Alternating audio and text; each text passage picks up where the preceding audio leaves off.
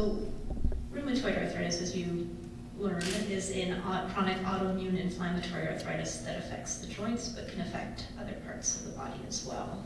So in addition to women and men having to deal with their arthritis symptoms and their disease, we do recognize that they're also at increased risk for fractures. And fractures can be associated with significant morbidity, and some fractures are also associated with an increased risk for mortality, especially in older individuals. Most of the studies to date have been looking at older individuals with rheumatoid arthritis because they are the highest group at risk. And also, people with this disease, it can occur at any time during adulthood. So women have a predilection for rheumatoid arthritis as well. So they live with their disease for a little longer. And when we study older individuals with rheumatoid arthritis, we're seeing a mix of people who have the disease at relatively short duration of onset versus living with the disease for a longer period of time.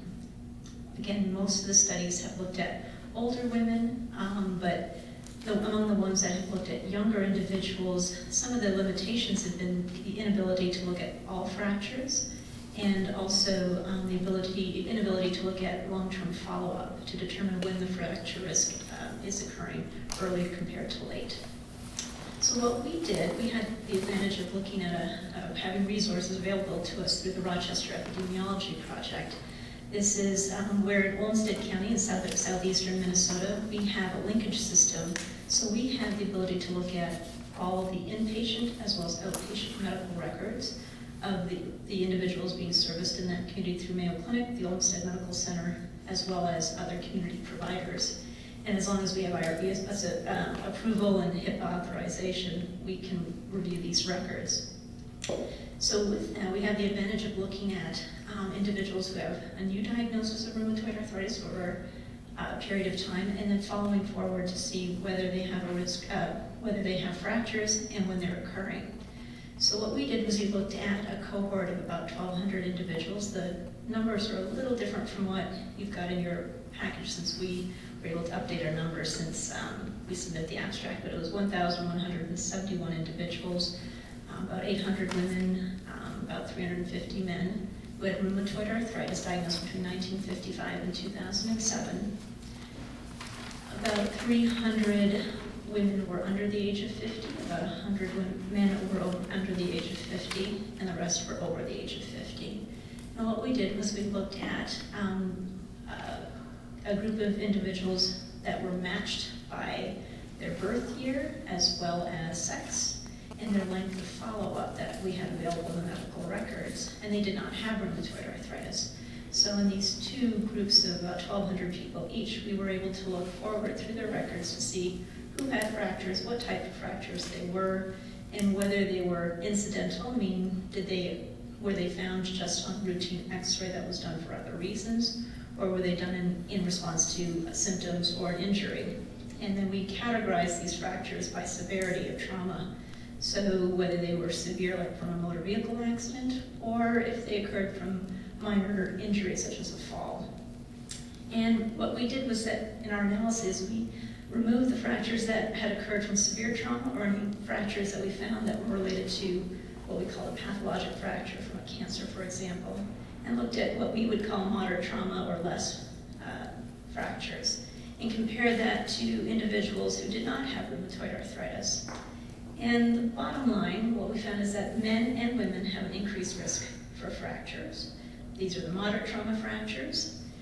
When we looked at just the moderate trauma fractures that affected 4 sites in particular that are typical for what we call osteoporotic or fragility fractures, that's at the hip, the spine, the wrist, and the shoulder, they were also at high risk for fracture. Now looking at the groups, whether they were young, so we define that as under the age of 50 when they were diagnosed with rheumatoid arthritis, compared to if they were over the age of 50 when they were diagnosed. We found that women had a high risk for fracture at both groups, so if they were over the age of 50 or if they were under the age of 50. And what we looked at in particular for those who were under the age of 50 is when that fracture risk occurred. So we looked at fractures that occurred just and stopped looking at them once before the age of 50. So we followed them forward and stopped the follow-up if they had turned 50 in the control group as well as the group who had rheumatoid arthritis.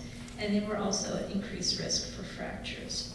So when we looked at men, the numbers of fractures among the men were much less, and the group we studied was smaller. So in the overall group of men, we found an increased risk for fracture. Men who were older than age 50 at the time that they had their diagnosis of rheumatoid arthritis also tended to have an increased risk for fracture. But when we looked at the group of men who had a diagnosis of rheumatoid arthritis below the age of 50, we didn't see enough fractures to determine whether they were at high risk for fracture before the age of 50. But there did tend to be a risk that may have been visible about 15 years after their follow-up. So there looked like there was an increased risk for fracture, but it was not early, it was later. So the bottom line take-home message is that women and men are at increased risk for fracture. In women who are younger, when they were diagnosed with rheumatoid arthritis, they are at risk for fracture, not just when they're older, but also before the age of 50. So at an age range, we don't typically see young individuals having a fracture. Now what we need to do now is figure out what it is that puts these people at risk.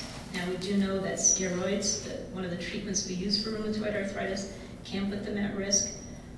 We do recognize, though, that people with rheumatoid arthritis have a high risk for fracture independent of steroids, but we weren't able to look at that right now. But we're trying to explore whether the risk for fractures is different in younger individuals versus older individuals. We do know that the disease itself may play a role for the loss of bone, because the inflammation that drives the joint disease also can affect the cells of the bone that increase bone loss.